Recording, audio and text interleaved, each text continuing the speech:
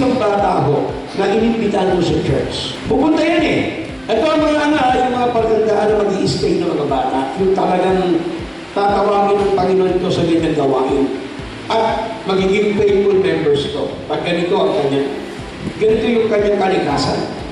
Pag inimbitahan mo yan, pupunta yan sa church, sabi mo yun. At pag yan, sa ilang linggo, na-inlove sa church yan, at lagi rin yung nasa church, isang simbolo yan, na yan ay magiging tagapaglingkod ng Panginoon. Isang simbolo yan na magiging member yan ng church. At tignan nyo, yung mga faithful members ha, kayo, tignan mo yung sarili mo, ikaw na lang. Di ba nung umatid ka sa church na in-love ka, parang ayaw mo nang magliban ng linggo.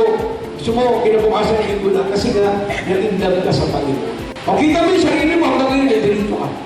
At yun yung nais natin makita dyan sa mga batang dala-dala ninyo. Kasi pag ganun ang gawin, lagi ninyo sa church, alam mo, may palatandaan yan, magiging faithful yan sa Panginoon. Magiging faithful yan.